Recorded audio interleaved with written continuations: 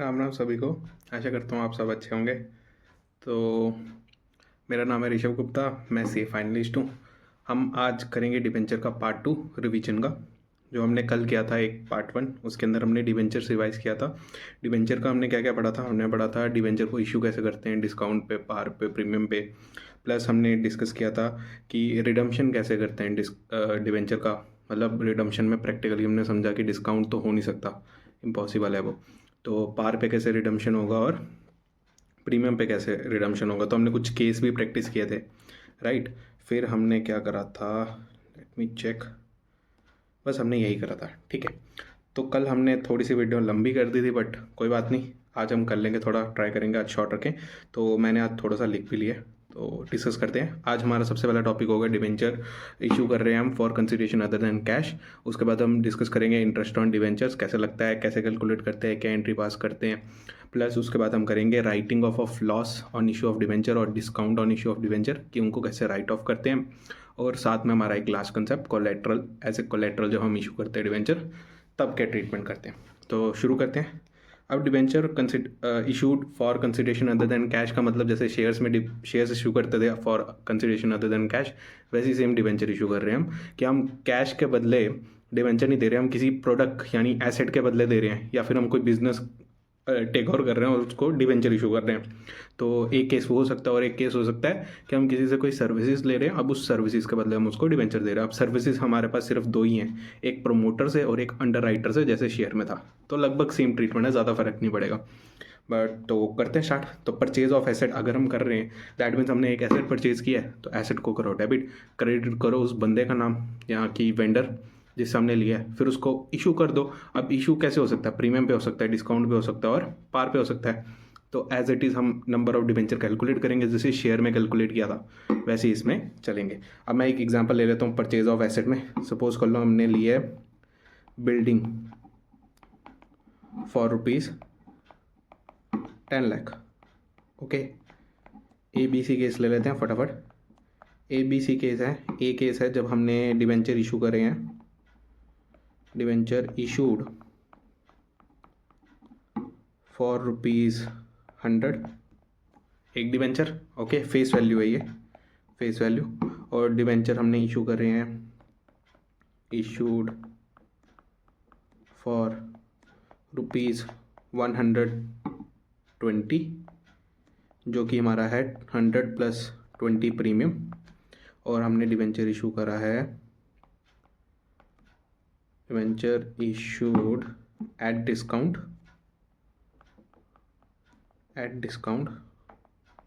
For example मान लो ₹80 का करा है, 100 - 20। ओके, तो एंट्री कैसे पास करेंगे? मैंने अब बिल्डिंग खरीदी है, तो सबसे पहले तो यार एक कॉमन जनरल एंट्री सबके लिए पास होगी, वो होगी building account to vendor account. Building debit, क्योंकि एक एसेट आया है 10 लाख का, ठीक है, टू वेंडर। चलो मैं रूल बार बार तो नहीं लिखूंगा, बट ठीक है, एक बार रूल लिख लेता हूँ साइड पे। रूल क्या हमारा? रूल कहता है एसेट 5 तरह की चीज़ें हैं, लाइबिलिटी, कैपिटल, एक्सपेंस और इनकम। आप भी कहीं नोटबुक पे नोट कर लो, ताकि हमें बार बार ये देखना ना पड़े, ठीक है। अब जब भी एसेट बढ़ेगा और जब घटेगा, जब एसेट बढ़ता है तब हम क्या करेंगे, इसको डेबिट। लाइबिलिटी बढ़ेगा तो क्रेडिट, क्योंकि एसेट का ऑपोजिट लाइबिलिटी होता है, तो उसको क्रेडिट करेंगे। लाइबिलिटी और कैपिटल का नेचर लगभग सेम होता है, इसलिए क्रेडिट। लाइबिलिटी बाहर वालों की होती है और कैपिटल ओनर की होती है तो लाइबिलिटी ना बिजनेस के लिए। एक्सपेंस का नेचर डेबिट होता है और इनकम का क्रेडिट, ठीक है। इसको कंपेयर मत करना कि एसेट वगैरह, कुछ नहीं है। एक्सपेंस डेबिट होता है, इनकम क्रेडिट होती है।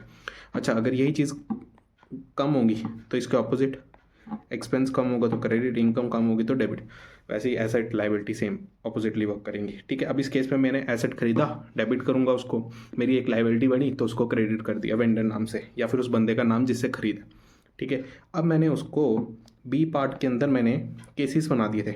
मान लो ए बी से लिख दिया मैंने, इसको हम 1 2 कर देते हैं। पहली जनरल एंट्री सब में सेम है। दूसरी जनरल एंट्री में पहले ए केस, हमने डिवेंचर इशू करे 100, तो मैं क्या कैलकुलेट कर सकता हूँ नंबर ऑफ डिवेंचर कितने इशू करे? मैं कहूँगा number of debenture,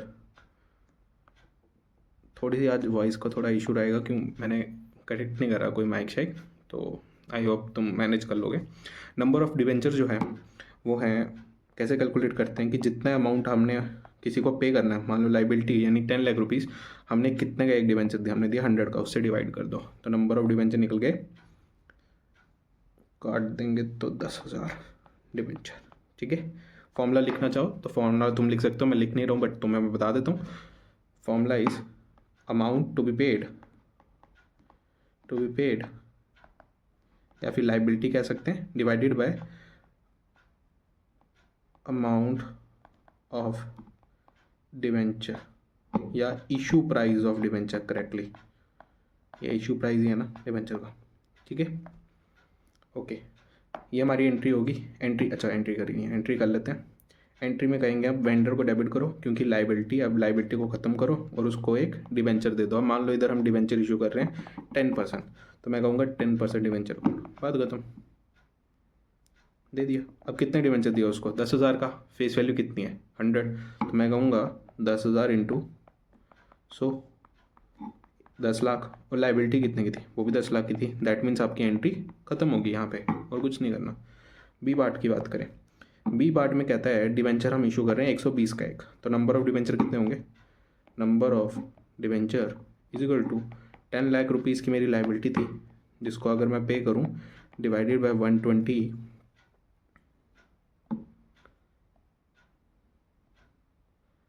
10 lakh rupees की, एक सेकेंड, हाँ अब कर लेते हैं, 10 लाख रुपीज़ है डिवाइडेड बाय 120 सॉरी, तो आपका आता है 8,333 डिवेंचर्स। राउंड ऑफ में आ रहा है, जो राउंड ऑफ वाला अमाउंट है वो हम कैश में पे कर देंगे, जनरली हम कैश पे कर देते हैं, या फिर एक ज़्यादा दे दो कोई फ़र्क नहीं पड़ेगा। ठीक है, तो मैं कहूँगा इतना डिवेंचर दूंगा, तो मैं कहूँगा वेंडर अकाउंट डेबिट टू, अब ध्यान से समझना, मैंने उसको डिवेंचर प्रीमियम पे दिया है तो ऑब्वियसली सिक्योरिटी प्रीमियम तो आएगा, बट डिवेंचर में कितना जाएगा, 10% डिवेंचर, जितना मैंने उसको डिवेंचर इशू करे इंटू 100, कितने के डिवेंचर इशू करे 8,333,000, और प्रीमियम कितना लिया मैंने 20 रुपये का, सिक्योरिटीज प्रीमियम मैं कहूँगा 8,333 इंटू 20। ठीक है, अब ध्यान से समझना, मेरे वेंडर को देने थे 10 लाख रुपए। ठीक है, अब कैलकुलेशन करेंगे कि हमने उसको कितना पैसा दे दिया, 833 इंटू 20, कितना प्रीमियम हो गया 166,660। ठीक है, प्लस कर लेते हैं 8,333,000 माइनस 10 लाख रुपए मैंने उसको देने थे, कितना बैलेंस बचेगा वो कैश से पे कर दूंगा। 40 रुपीज़ का फ़र्क आ रहा है तो हम कैश से उसको पे कर देते हैं। क्रेडिट साइड पे फ़र्क आ रहा है, इसका मतलब आपने उसको कम पेमेंट करी है तो आप कैश पेमेंट कर दो 40 रुपीज़ की। तो अगर आपका मन करे आप उसको एक्स्ट्रा भी दे सकते हो शेयर, तो एक्स्ट्रा शेयर दोगे तो डेबिट साइड में राउंड ऑफ डाल लेना, कोई फ़र्क नहीं पड़ेगा। ठीक है, ऐसा कर सकते हैं। बेस्ट रहेगा कि आप कैश से कर लो एडजस्ट, तो कैश भी हो जाएगा। और ये कैलकुलेट कैसे करा मैंने, सिंपल था, इसको लिया मैंने बैलेंसिंग फिगर, क्योंकि राउंड ऑफ में आ रहा था ना, ये आ रहा था 8,333.333 डिबेंचर्स, तो मैंने उसको हटा दिया राउंड ऑफ को। अब राउंड ऑफ के बदले मैंने उसको पेमेंट कर दी कितने की, 40 रुपीज़ की। ओके, चलो आगे चलते हैं। अब बात करते हैं सी पार्ट की। सी पार्ट कहता है कि हमने डिबेंचर इशू करा 80 रुपीज़ का, तो नंबर ऑफ डिबेंचर कितने करे, नंबर ऑफ डिबेंचर, ऑब्वियसली अब मैं सस्ता 80 रुपीज़ का एक डिबेंचर दे रहा हूँ तो डिबेंचर ज़्यादा आने चाहिए, तो मैं कहूँगा 10 लाख डिवाइडेड बाय 80, कैलकुलेट कर लेते हैं, 10 लाख डिवाइडेड बाय 80, 12,500। ऐसा मत सोचना कि सर खुद कैलकुलेटर से कर रहे हैं, बट मैं चाहता हूँ वीडियो तुम्हारे लिए छोटी हो जाए, कंसेप्चुअल रहे, ऐसा नहीं समझो तुम्हें तो कैलकुलेट करना ही है ऑब्वियसली पेपर के अंदर को, बट ठीक है कोई बात नहीं, हम छोटी से छोटी वीडियो रखने के लिए थोड़ी बहुत स्किप कर सकते हैं कैलकुलेशन, क्योंकि ये दिमागी वाला काम थोड़ी है, ये तो आपको बस मैन्युअली कैलकुलेट करना है। वेंडर अकाउंट डेबिट 10 लाख पे करना है उसको टू 10% डिवेंचर्स। हाँ एक चीज़ और यार, लाइक सब्सक्राइब कर दो, हाँ, और शेयर करो अपने फ्रेंड्स को भी। ओके, हम डिस्काउंट पे कर रहे हैं तो मैं कहूँगा 10% डिवेंचर दे रहा हूँ मैं, कितने 12,500 डिवेंचर इंटू 100 रुपये का, तो मैं 12,50,000 के डिवेंचर दे रहा हूँ, मगर मेरी लाइबिलिटी कितनी थी, सिर्फ 10 लाख की, यानी कि मैं एक्स्ट्रा डिवेंचर दे रहा हूँ, बट मैं उसके बदले क्या दे रहा हूँ, डिस्काउंट। तो मैं डिस्काउंट को डेबिट करूँगा क्योंकि डिस्काउंट खर्चा है, discount on issue of debenture कितना डिस्काउंट दे रहा हूँ मैं दे रहा हूँ 20 रुपये का डिस्काउंट इंटू 12,500 शेयर्स पे, तो डिस्काउंट आ गया 2,50,000 का। बस, तो ये हो गया हमारा ये वाला पार्ट। बस ये इसमें यही 3 केस हो सकते हैं जो मैंने तुम्हें करा दिए, ठीक है। अब उसके बाद करते हैं नेट एसेट। नेट एसेट का मतलब क्या, आपने बिजनेस टेक ओवर किया, अब आप उसकी एसेट भी टेक ओवर करोगे और लाइबिलिटी भी टेक ऑफ करोगे। अब इसके अंदर ना 2 चीज़ें हैं। क्या, जैसे शेयर्स में था, तो क्या है कि अगर आपने जो नेट एसेट है, नेट एसेट मतलब एसेट माइनस लाइबिलिटी, यानी मान लो 40 लाख का एसेट लिया तुमने, ठीक है, और 20 लाख की लाइबिलिटी ली, तो तुम्हें वैल्यू कितने की मिली। अगर तुम्हें प्रोडक्ट मार्केट में जाके बेचते हो, 40 लाख का एसेट बेचोगे, 40 लाख आ जाएगा, 20 लाख की लाइबिलिटी है तो वो पे ऑफ करोगे, तुम्हारे हाथ में कितना बचेगा, उसको बोलते हैं नेट एसेट। 20 लाख रुपये बचेगा। अब 20 लाख रुपये के बदले तुम कितनी पेमेंट सामने वाले को कर रहे हो, उसको हम बोलते हैं परचेज कंसिडरेशन। तो मैं कहूँगा नेट एसेट अगर वो बड़ा है परचेज कंसिडरेशन से, किससे, परचेज कंसिडरेशन। अभी बताऊंगा एग्जांपल के साथ। कंसिडरेशन जैसे शेयर्स में किया था ना, वैसे ही सेम कंसिडरेशन, ठीक है। तब क्या करेंगे वो बताता हूँ। और अगर net asset is less than purchase consideration, purchase consideration, ठीक है, एग्जाम्पल करके बताऊंगा ना, फटाफट समझ आ जाएगा। एग्जाम्पल के तौर पे ले लो, RGCC परचेज, नहीं परचेज नहीं कहेंगे, टेक ओवर कहेंगे, टेक ओवर RIL रिलायंस, ठीक है। RGCC take over Reliance assets for ₹60 lakhs and liabilities of ₹20 lakhs, ठीक है। and purchased consideration was paid by issuing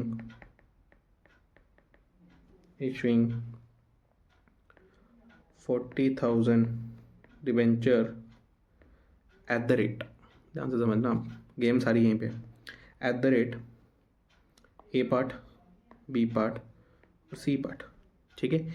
A part मान लो 100 पे, ए पार्ट लगा लो 120 पे, एक पार्ट लगा लो 80 पे, ठीक है। तुम्हारे लिए मैंने तीनों किस ले लिया, ऐसे मैं 1-2 ही लेने वाला था, पर ठीक है कोई बात नहीं, ठीक है। अगर मान लो मैं 100 रुपीज़ का एक देता हूँ, तो परचेज कंसिडरेशन कितनी निकालूंगा, परचेज कंसिडरेशन PC कितनी हो जाएगी, 40,000 डिवेंचर इंटू 100, ₹1 का डिवेंचर, तो कितना आ जाएगा, 40 लाख, ठीक है। पहले निकाल लेते हैं सारी परचेज कंसिडरेशन ना, फिर दूसरे में निकालूंगा 120 करके, तो 120 करके निकालूंगा 40,000 शेयर्स, क्या है 40,000 शेयर्स, जो कि बनेगा 48 लाख, ठीक है। यानी अभी डिस्कस करते हैं परचेज कंसिडरेशन। अगर मैं दे रहा हूँ 80 रुपीज़, 800 नहीं 80 है, 80 इंटू 40,000 मैं ठीक कर देता हूँ, 32 लाख, 32 लाख, ठीक है। मैंने एक में परचेज कंसिडरेशन पे करी 100 रुपीज़। अब ध्यान से समझना, मैंने एसेट लिए 60 लाख का, लाइबिलिटी ली 20 लाख की। मेरा नेट एसेट क्या हुआ, नेट एसेट होता है एसेट माइनस लाइबिलिटी, 60 माइनस 20 कितना हो गया, 40 लाख का नेट एसेट। तो मैं वो लिख देता हूँ 40 लाख का नेट एसेट है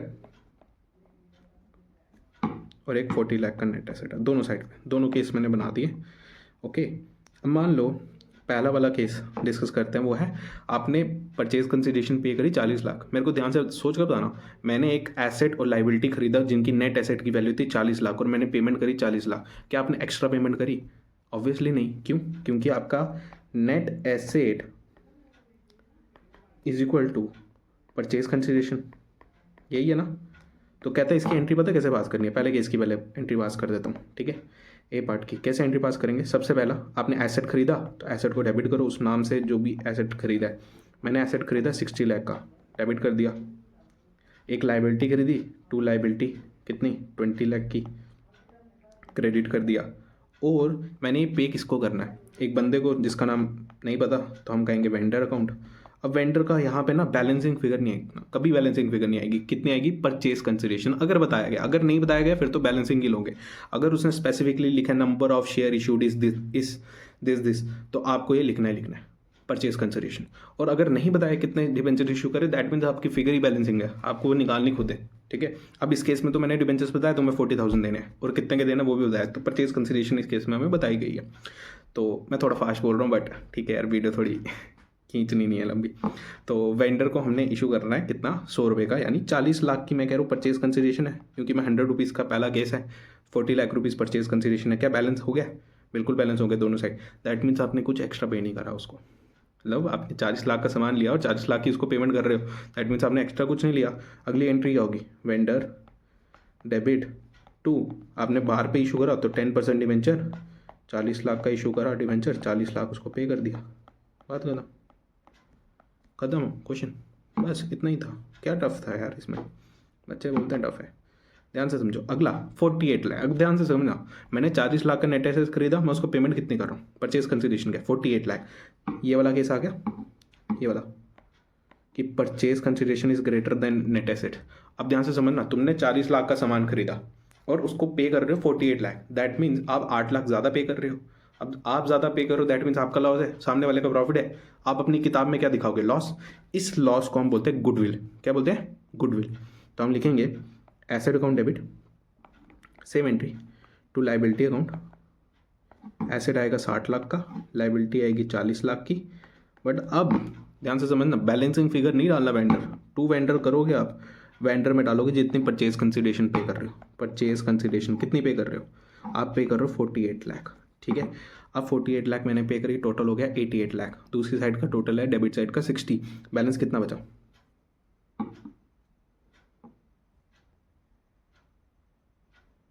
लाइबिलिटी 20 थी, सॉरी, तब मैं सोचूं क्या फ़र्क आ गया, 20 थी। तो एक साइड का टोटल हो गया 68 क्रेडिट साइड का, डेबिट साइड का टोटल हो गया 60, यानी 8 लाख का फ़र्क आ गया।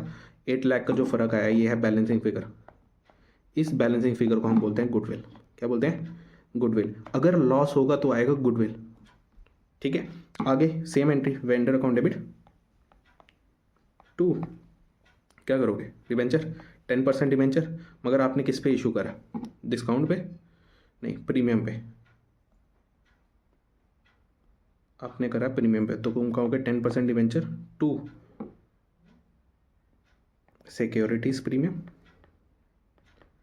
40,000 डिबेंचर है, 40,000 का डिबेंचर आपने कहा 40 लाख का इशू करा है, मतलब 40,000 इंटू 100, और प्रीमियम आया 40,000 into 20, that is 8 lakh rupees. और आपने कहा था वेंडर को मैंने देने भी 48 लाख है। तो हो गया ना टैली, ख़त्म। क्या मुश्किल था यार। लास्ट पार्ट सी पार्ट कहता है कि आपने इशू करा 80 रुपीज़ का, ठीक है। अब ध्यान से समझना फिर से, मैंने 38 लाख रुपीज़, ध्यान से समझना, ये पहला केस था 40 और 48 लाख जिसमें तुमने परचेज कंसिडरेशन ज़्यादा पे करी। मैं कह रहा हूँ मैंने 40 लाख का सामान खरीदा और मैंने पेमेंट कितनी कर रहा हूँ? 38 लाख, यानी कि मैं ये सही कर रहा हूँ ना, 40,000 नहीं, 38 नहीं, 32 है, 32, यानी कि मैंने 40 लाख के सामान के बदले तुम्हें पेमेंट करी 32 लाख। क्या पता तुम्हारी कंपनी डूब रही थी, मैं परचेज करने आया, तुम नीडी थे, तुमने कहा जी मैं कम के डील कर दूंगा, तुम 40 लाख के एसेट ले जाओ, मेरे को 32 लाख पे कर दो, यानी कि मेरे को प्रॉफिट हुआ। मैंने 40 लाख का सामान सस्ते में खरीद लिया, तो मैं अपनी बुक्स में प्रॉफिट रिकॉर्ड करूंगा, तुम लॉस रिकॉर्ड करोगे। अब क्योंकि मैं अपनी बुक्स में रिकॉर्ड करूंगा, मैं क्या कहूँगा कि जी मैंने खरीदा एसेट 40 लाख का, 60 लाख का, और लाइबिलिटी खरीदी मैंने 20 लाख की, ठीक है। और मैंने सामने वाले को पेमेंट कितनी करी टू वेंडर? मैंने करी 32 लाख की। देखो डेबिट साइड बड़ा है 60 लाख और क्रेडिट साइड का टोटल आ रहा है 52 लाख, यानी कि 8 लाख का डिफरेंस है। 8 लाख का क्या आ जाएगा? प्रॉफिट। उस प्रॉफिट को हम बोलते हैं कैपिटल रिजर्व। क्या बोलते हैं? कैपिटल रिजर्व, जैसे शेयर्स में होता था। बस ये बैलेंसिंग फिगर आ गई आपकी, और क्या करना है? ठीक है, तो मुश्किल है यार, पता नहीं क्यों मुश्किल है। अब वेंडर को ख़त्म करो, वेंडर को क्या इशू कर दोगे? ऑब्वियसली तुम डिबेंचर्स दोगे। अब वेंडर को आपने डिबेंचर इशू करे 10% डिबेंचर, वेंडर को आपने पे करना था 32 लाख का, राइट। और आपने डिबेंचर इशू करे हैं 10% डिबेंचर। 10% डिबेंचर कितने इशू करे आपने? 40,000 के इंटू 100 रुपये का एक, यानी आपने इशू करे 40 लाख के। तो बचा हुआ जो 8 लाख रुपीज़ आएगा वो डिस्काउंट आ जाएगा। कितना डिस्काउंट है? Discount on issue of debenture, ठीक है, कितना आएगा, यहाँ पे वैल्यू लिखोगे आप 40,000 इंटू 80 रुपीज़, 40,000 इंटू 80 नहीं 20 रुपीज़, 20 रुपीज़ यानी कि 8 लाख रुपीज़ दोनों का साइड टोटल करके। आप देखो थोड़ा थोड़ा केस ट्विस्ट हो सकता है, वो कह देगा आपको नंबर ऑफ डिबेंचर्स नहीं देगा, आपको कहेगा हमने डिबेंचर एक इशू करा है 40 रुपीज़ का, तो उस केस में परचेज कंसिडरेशन नहीं देगा आपको, राइट। आपको डिबेंचर उतना भी इशू करना है जो बैलेंसिंग फिगर होगी, यानी कि जैसे 40 लाख रुपए बैलेंसिंग फिगर आई, उस 40 लाख को आप डिवाइड कर दो 80 रुपीज़ का पर डिबेंचर, तो आपके नंबर ऑफ डिबेंचर्स निकल जाएंगे, उससे तुम्हारी एंट्री पास हो जाएगी।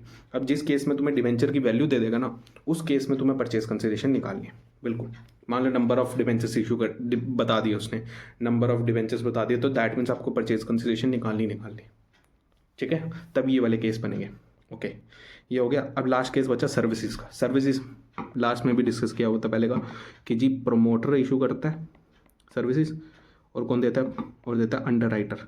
अब अंडर राइटर के लिए ना एक कृपा कर लो मेरे पे, शेयर्स वाली वीडियो देख लो, ठीक है। मैं समझाऊंगा नहीं बट एंट्री पास कर दूंगा, ठीक है। प्रमोटर के लिए भी मैं बताऊंगा कुछ नहीं, बट कि क्या है क्या नहीं है, एंट्री पास कर देता हूँ। प्रमोटर की पहली एंट्री है जो आपने उससे सर्विसेज ली इनकॉर्पोरेशन की, उसको हम बोलते हैं इनकॉर्पोरेशन एक्सपेंस डेबिट टू। अब किसको दोगे ये वाला इनकॉर्पोरेशन एक्सपेंस के लिए पेमेंट किसको देनी है, प्रमोटर को, जो भी पेमेंट करनी है हमने उसको।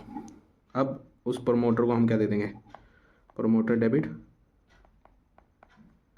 टू जो भी डिवेंचर दे रहे हो 10% डिवेंचर एक्स अमाउंट के, हो गया खत्म यार, कुछ भी नहीं है यार। शेयर्स देख लेना, मैंने उसमें पूरा डिस्कस किया कैसे एंट्री पास करते हैं। अंडर राइटर के लिए आप एक्सपेंस को बोलते हो अंडर राइटिंग कमीशन।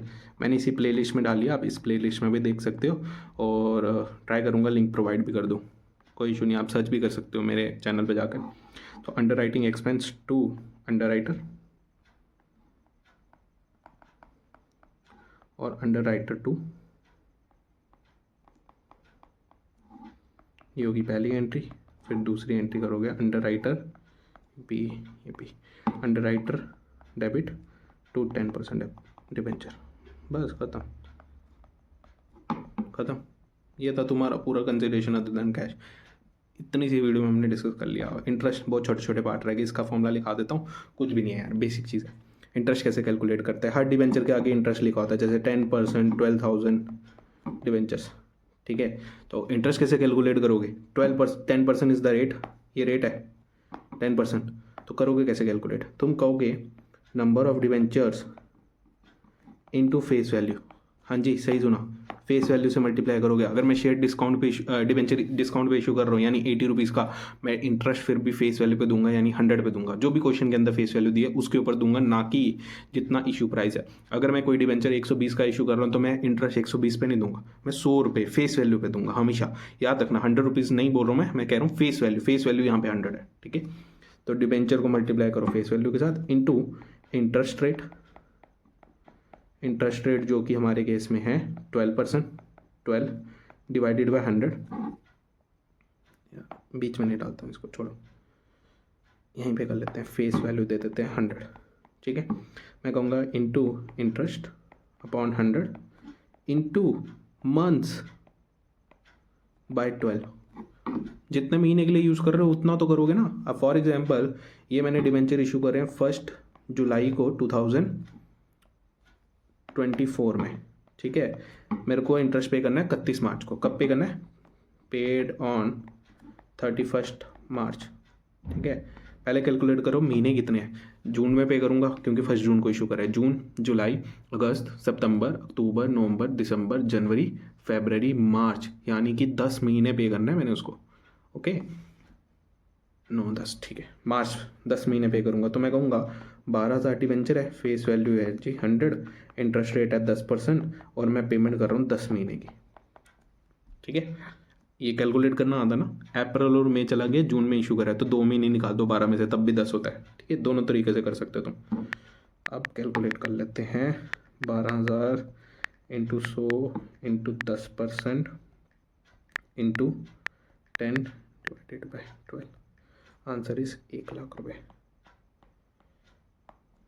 1 लाख रुपये क्या आ गया इंटरेस्ट, ठीक है। अब ये तो था साल का। अब कई बार पता क्या लिखा होता है, interest to be paid on 30th September and 31st March.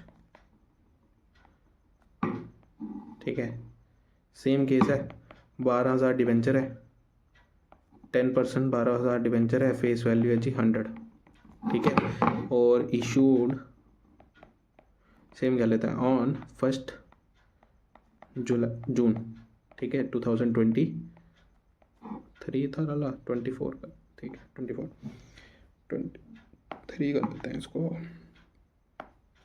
Okay, ये आ गया। अब ध्यान से समझना, इसने का इंटरेस्ट 30 सितंबर को 31 मार्च को पे होगा, यानी कि आप 2 बार इंटरेस्ट कैलकुलेट करोगे, 30 सितंबर तक और एक मार्च तक। तो मैं पता क्या कहूँगा, ऐसे कहूँगा, एक लाइन बनाओ, मैं आज करूँ 1 जून को, मेरे को अगला इंटरेस्ट पे करना है 30 सितंबर को, 30 सितंबर को। कितने महीने हो जाएंगे, 1 जून, जुलाई, अगस्त, सितंबर, 4 मंथ्स। ठीक है, उसके बाद मेरे को अगला इंटरेस्ट पे करना है 31 मार्च को, यानी कि अक्टूबर, सितंबर पूरा खत्म हो गया, 30 अक्टूबर, नवंबर, दिसंबर, जनवरी, फरवरी, मार्च, 6 मंथ्स, यानी 4 महीने का पहले, 6 महीने का बाद। तो कुछ नहीं करना मेरे को करना है 12,000 इंटू 100, सेम फेस वैल्यू से मल्टीप्लाई किया, नंबर ऑफ डिवेंचर को, 10% रेट है, इंटू अब मैं कहूँगा 4 महीने का पहला, ये मैं कब निकाल रहा हूँ, टिल सितंबर, 30 सितंबर तक का, ये कैलकुलेट करूँगा, आंसर आ जाएगा। और दूसरे के लिए मैं क्या कहूँगा, सेम चीज़, 12,000 डिवेंचर है, 100 रुपये ईच, इंटू 10/100। अब 6 महीने का निकालूंगा, ये कब तक निकलेगा, टिल 31 सितंबर का, 31 मार्च का, क्या बोल रहा हूँ मैं, 31 मार्च तक का ये निकल जाएगा इंटरेस्ट। अब ये कैलकुलेट कर लेना, मैं कल कैलकुलेट नहीं कर रहा हूँ। अब एंट्री क्या पास करोगे, जब आप 30 सितंबर को ये करोगे, एंट्री क्या पास करोगे, interest on debenture is a खर्चा, तो तुम करोगे इंटरेस्ट ऑन डिवेंचर डेबिट। और ये इंटरेस्ट किसको देना है, डिवेंचर होल्डर, जिसने पकड़ा हुआ है ये डिवेंचर, तो मैं उसको कहूँगा debenture holder, to debenture holder, जिनके प्रति मेरी क्या होगी अब लाइबिलिटी, कि उनको ये अमाउंट देना। अब ये 30 सितंबर वाला अमाउंट इधर आएगा, यहाँ पे जो अमाउंट आएगा वो यहाँ से आएगा। ठीक है, मैं कैलकुलेट कर दूँ वैसे, 40,000 इधर आएगा, 60,000 इधर आएगा, चेक कर लेते हैं यार, मैंने तो ऐसे ही बोल दिया, 12,000 into 100 to 10% into 4 divided by 12, more के 40,000 और 60,000 ये, यानी कि यहाँ 40,000 आएगा। ठीक है, और ये एंट्री कब पास कर रहा हूँ मैं, 30 सितंबर को। अगेन 31 मार्च को मैं एंट्री पास करूँगा, कैसे, यही entry, interest on debenture debit to debenture holder. अब मैं लिखूँगा 60,000, हमने एक एंट्री मिस कर दी है, 1 सेकेंड, पेमेंट की एंट्री भी डाल दो, 30 सितंबर को पे भी कर दूंगा मैं, तो मैं कहूँगा debenture holder debit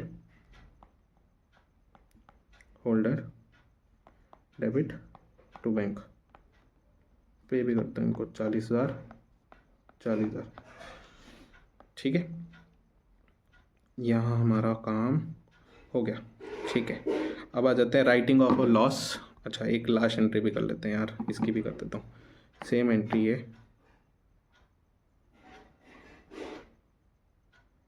amount change हो जाएगा, अमाउंट आ जाएगा 60,000।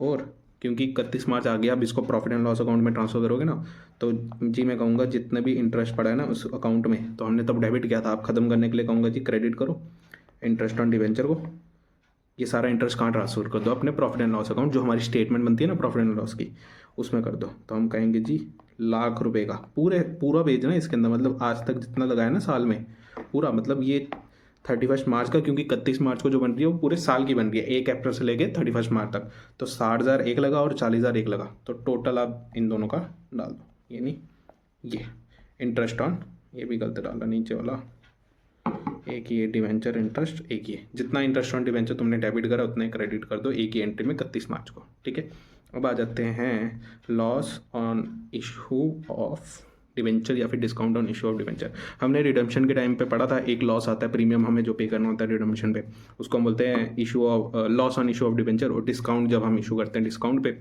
तो अब उनको राइट ऑफ करना है। कब राइट ऑफ करेंगे,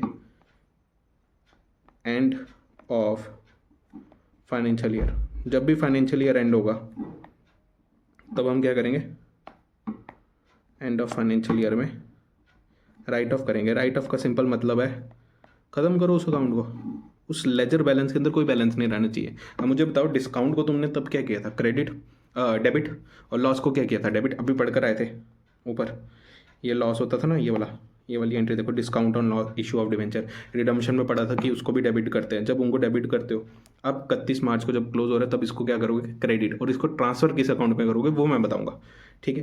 ट्रांसफ़र करोगे आप सिक्योरिटीज़ प्रीमियम में, सिक्योरिटीज़ प्रीमियम में अगर बैलेंस दिया होगा क्वेश्चन में अगर बैलेंस दिया होगा तो सिक्योरिटी प्रीमियम में। अगर बैलेंस नहीं दिया तो आप डालोगे जनरल रिजर्व में। अगर जनरल रिजर्व दिया होगा, ठीक है, डेबिट। अगर जनरल रिजर्व भी नहीं दिया तो last preference is profit and loss account, debit, ठीक है। ये तीनों में प्रेफरेंस का है हमारा। पहले सिक्योरिटी प्रीमियम में अगर होगा, अगर नहीं हुआ तो जनरल रिजर्व, अगर जनरल रिजर्व भी नहीं हुआ तो पीएनएल, और क्रेडिट करोगे to loss on issue of debenture अगर लॉस हुआ, और to discount on issue of debenture अगर डिस्काउंट हुआ। कब करोगे पास, ईयर एंड में ऑफ डिबेंचर, ठीक है। क्वेश्चन प्रैक्टिस कर लेना, मैं इसकी एग्जांपल नहीं करा रहा, बट ठीक है, मैं तुम्हें एक चीज़ बता देता हूँ। इफ़ एनी, अगर सिक्योरिटी प्रीमियम मेंशन है तब, अगर जनरल रिजर्व मेंशन है तब, और अगर पीएनएल नहीं मेंशन है तो एट द एंड यही है, लास्ट ऑप्शन हमारे पास यही है, पीएनएल ही है। अगर कुछ नहीं मेंशन किया तो हमें यही करना है। क्वेश्चन में बताया जाएगा कि सिक्योरिटी प्रीमियम कितना पड़ा है तुम्हारे पास जनरल रिजर्व कितना पड़ा है, सब कुछ पड़ा है। हाँ, एक चीज़ और, do not use capital reserve और any other reserve except above 3 कौन से, मैं प्रेफरेंस भी लिख देता हूँ, किस प्रेफरेंस में लेना उनको। प्रेफरेंस का मतलब क्या हुआ यहाँ पे, कि किस प्रेफरेंस में तुम्हें उनको यूज़ करना है। पहले सिक्योरिटीज़ प्रीमियम, दूसरा जनरल रिजर्व जीआर, और तीसरा पीएनएल। ये 3 का प्रेफरेंस है। पहले सिक्योरिटी प्रीमियम यूज़ करो, फिर जनरल रिजर्व, फिर पीएनएल। अगर कैपिटल रिजर्व या कुछ भी ऐसा कुछ क्वेश्चन के अंदर दिया कि उसमें बैलेंस पड़ा, उसको मत यूज़ करना, क्योंकि वो गुमराह कर रहा है तुम्हें, कंफ्यूज करने के लिए। वो तुम्हें कहेगा कि कैपिटल रिजर्व का बैलेंस पड़ा है मेरे पास रिवैल्यूएशन रिजर्व में बैलेंस पड़ा है, मेरे पास कहीं और बैलेंस पड़ा है। तुम्हें उसको इग्नोर मारना है। पीएनएल, सिक्योरिटी प्रीमियम और जनरल रिजर्व ही यूज़ कर सकते हो। और सीक्वेंस क्या है, सिक्योरिटी प्रीमियम पहले अगर है, अगर नहीं है, खत्म हो गया है, तब उसके बाद बचा हुआ कहाँ से करोगे, जनरल रिजर्व। अगर जनरल रिजर्व और सिक्योरिटी प्रीमियम दोनों नहीं है फिर करोगे पीएनएल। अगर कुछ नहीं है तो पीएनएल, सिंपल बात खत्म। क्वेश्चन में बताया जाएगा कि सिक्योरिटी प्रीमियम कितना बड़ा है। ओके, तो ये मैंने करा दिया तुम्हें। ओके, इसके बाद हमारा बचा एक टॉपिक, वो बचा कोलेटरल सिक्योरिटीज़। मैंने ना कोलेटरल सिक्योरिटीज़ मेन बैच में कराया था, मैं तुम्हें वहीं से करवाता हूँ। वेट, मेन बैच में करा दिए काफ़ी बार, तो मैं तुम्हें वहीं से करवाता हूँ। ओके, मेन बैच का, हाँ, पहले तो समझो कोलेटरल सिक्योरिटी होता क्या है। कोलेटरल सिक्योरिटी का मतलब होता है कि आपने डिवेंचर को एज अ सिक्योरिटी दिया है। कोलेटरल सिक्योरिटी यानी सिक्योरिटी किसके प्रति, आपने किसी से मान लो उधार लिया, लोन लिया आपने बैंक से, बैंक ने कहा जी गिरवी क्या रखोगे, कोलेटरल क्या रखोगे। कोलेटरल का मतलब गिरवी। अब आपने बैंक को कहा जी मेरे पास कोई एसेट तो है नहीं, बट ठीक है मैं आपको ना एक डिवेंचर इशू कर सकता हूँ, करा नहीं है, कर सकता हूँ अगर मैंने डिफ़ॉल्ट किया। डिफ़ॉल्ट होने पे अगर मैं किसी को डिवेंचर इशू कर रहा हूँ तो यानी कि मैंने उस डिवेंचर को गिरवी रखा है। मान लो अगर मैंने इंटरेस्ट नहीं पे किया, कोई प्रीमियम नहीं पे किया, कोई इंस्टॉलमेंट नहीं पे किया, उसके ऊपर कोई चार्जेस नहीं पे किए, तो बैंक क्या कहेगा जी लाओ डिवेंचर। उसको मैं कागज़ पे लिख कर दे दूंगा कि मैं आपको डिवेंचर इशू करूंगा अगर मैंने लोन पे डिफ़ॉल्ट किया, ठीक है। तो मतलब अभी डिवेंचर इशू नहीं करें, बट मैंने उसको वादा किया है। अब जो चीज़ हुई नहीं है, मतलब इशू नहीं करी है, उसको बुक्स में कैसे दिखाओगे, अकाउंटिंग कैसे करोगे। बिल्कुल सही बनता है ना पॉइंट। अब ये कहता है कि आपके पास ना 2 ट्रीटमेंट है। पहली चीज़, या तो आप एंट्री पास मत करो, बस बैलेंस शीट में ना कहीं पे लिख दो, उसको हम कहेंगे पहला मेथड। दूसरा मेथड कहता है कि आप ना एक एंट्री पास कर दो, डमी एंट्री, ठीक है, उस डमी एंट्री को भी आप बैलेंस शीट में दिखा दो। दोनों मेथड डिस्कस करेंगे, एक है when journal entry is passed, एक है journal entry is not passed. When journal entry is not passed क्या करना है, डिस्क्लोज कर दो बैलेंस शीट में, बस सिंपल। अब बैलेंस शीट में कैसे डिस्क्लोज करना है, बैलेंस शीट का फॉर्मेट हमने शेयर कैपिटल में सीखा है, सेम चीज़। Balance sheet as on 31 March, particulars, notes, amount, इसमें तुमने हेड बनाया इक्विटी एंड लायबिलिटी। अब उसके अंदर तुमने अगली बुक में वैसे मैं करवाऊंगा, उसमें भी तुम देखोगे कि सबसे पहले आता है शेयर होल्डर्स फंड, फिर आता है application money receive, pending allotment, फिर थर्ड हेड आता है जो जिसको मेन हेड बोलते हैं हम, नॉन करंट लायबिलिटी। अब नॉन करंट लायबिलिटी में आता है लॉन्ग टर्म बोरिंग्स। वहाँ पे क्या आता है लॉन्ग टर्म बोरिंग्स में, डिबेंचर नहीं आएगा, टर्म लोन आएगा जिसके अगेंस्ट में आप कोलेटरल दे रहे हो। बैंक से लिया होगा, किसी बंदे से लिया होगा जिसको आपने गिरवी रखाया होगा डिबेंचर। डिबेंचर इशू नहीं कर रहे हो, ये दिमाग से निकाल दो कि तुमने डिबेंचर इशू किया। डिबेंचर इशू नहीं करा, तुमने लोन लिया है जिसके प्रति आपने गिरवी रखा है डिबेंचर, अभी इशू भी नहीं करा है। तो मैं कहूँगा लॉन्ग टर्म बोरिंग्स। अब मैंने कहा लॉन्ग टर्म बोरिंग्स के अंदर है क्या, बैंक लोन, ये notes to account particulars rupees बनाया। मैंने कहा जी बैंक लोन मैंने टर्म लोन लिया हुआ है, कितने का लिया हुआ है, 10 लाख का। अब ज़रूरी नहीं है जितने की कोलेटरल हो उतने का लोन हो, लोन ज़्यादा का भी हो सकता है, कम का भी हो सकता है। जनरली लोन कम का होता है, कोलेटरल ज़्यादा होती है, सिक्योरिटी ज़्यादा होगी ऑब्वियसली। ठीक है, मान लो मैंने बैंक से लोन लिया 10 लाख रुपए का, ठीक है, ये 10 लाख रुपए का लोन मैंने वहाँ डाल दिया बाहर। ठीक है, अब मैंने दिखाना कहाँ है कि मैंने इसके प्रति कोई सिक्योरिटी, कोई कोलेटरल दिया हुआ है। मैं यहाँ पे लिखूंगा सिक्योर्ड बाय, क्या लिखूंगा नीचे ब्रैकेट में, हाँ बिल्कुल ब्रैकेट में लिखोगे, क्या लिखोगे, सिक्योर्ड बाय 12% यानी इंटरेस्टेड कितना उस डिवेंचर पे, कितने डिवेंचर दे रहा हूँ, 12,000 डिवेंचर ऑफ 100 ईच, आगे इशूड एज कोलेटरल सिक्योरिटी, बस इतना लिखना एंड में, क्या, issued as security, collateral security. मैंने लाइन क्या बोली, फिर से रिपीट करते हैं। मैंने कहा secured by 12,000 debenture of 100 each as issued as collateral security. बस इतनी लाइन लिखनी है तुम्हें और तुम्हारा आंसर कंप्लीट। बस when general entry is not pass में यही करना तुम्हें। अब डजेंट मैटर कि तुमने कितने की इशू करे, अगर तुम अमाउंट कैलकुलेट करोगे, तुम कहोगे सर 12,000 के डिवेंचर, 100 रुपीज़ का एक डिवेंचर, तो टोटल बनता है 12 लाख रुपए। हमने तो लोन 10 लाख का लिया जी, लोन 10 लाख का है बट आपने कोलेटरल ज़्यादा रखा ही, राइट। अब यहाँ पे अमाउंट तो कहीं आया नहीं 12 लाख, हमने तो बस डिस्क्लोजर किया है, बैलेंस शीट में ये डाला। कल को कोई देखेगा बैलेंस शीट, उसके नीचे लिखा होगा कि कोलेटरल सिक्योरिटी पे आपने क्या दिया है और कितनी वैल्यू का दिया है, यहाँ से कैलकुलेट हो जाएगा। तो ये सिर्फ एक डिस्क्लोजर है, कर दिया आपने डिस्क्लोजर, खत्म आंसर। क्या आंसर है, यही बैलेंस शीट में आपने लिखा लॉन्ग टर्म बोरिंग कितनी ली है, 10 लाख की, लोन लिया था टर्म लोन, नोट्स में दिखाया टर्म लोन कितने का, 10 लाख का, नीचे ब्रैकेट में लिख दिया secured bye collateral security of 12,000 debenture of 100 each, खत्म। अब दूसरा केस, जब जनरल एंट्री पास होती है, अब मैंने तुम्हें कहा डमी एंट्री, बुक एंट्री पास होती है। बुक एंट्री का क्या है, सिंपल सी है, तुमने किसी को डिवेंचर इशू करना है, किसी को, मगर अभी किए नहीं है, किसी पर्सन को करना है। मान लो तुमने खुद ही को इशू कर दिया, डमी एंट्री है, कैसे पास करोगे, जब डिवेंचर इशू करते हो, डिवेंचर को क्या करते हो, क्रेडिट।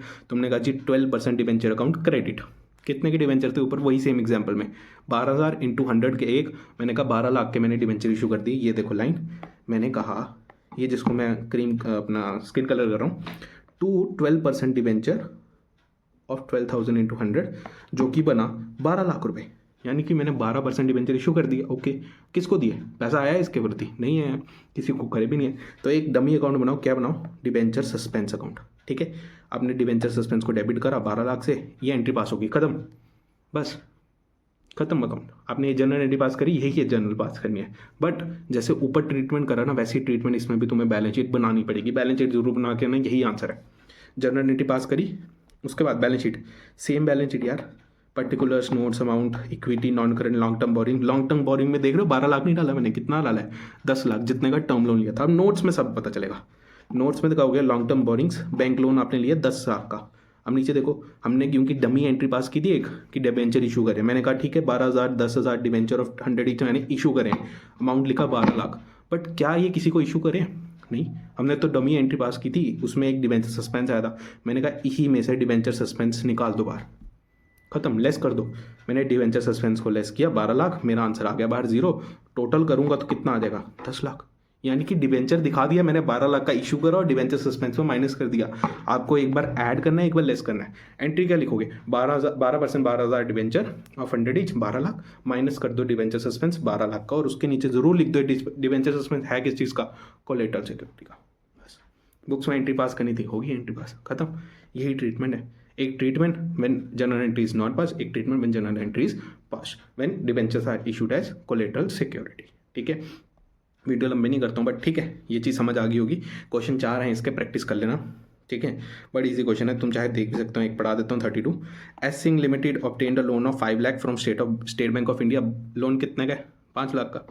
10% इंटरेस्ट रेट है, कोई मतलब ही नहीं है हमारे लिए उसका। कहता है the company issued 7,50,000 rupees 10% debenture of 100 each, यानी 7,500 डिवेंचर इशू करें to State Bank of India as collateral security. आ गया। कहता है पास करो journal entry for the above if decided not to record, if decided to record. Not record में no journal entry, no journal, और जिसके अंदर तुम्हें रिकॉर्ड करना उसमें जर्नल पास कर दो, बस। ट्रीटमेंट दिखा देता हूँ। Equity non current long term 5 lakh का लोन लिया था। टर्म लोन देखोगे, लोन फ्रॉम SBI 5 लाख, और नीचे लिख दिया secured by 10% 7500 debenture of 100 each as collateral security. जिसमें जर्नल पास करनी थी उसमें जर्नल पास कर दी। जर्नल प्लीज ऊपर पास करना, मैंने नीचे पास कर दी थी।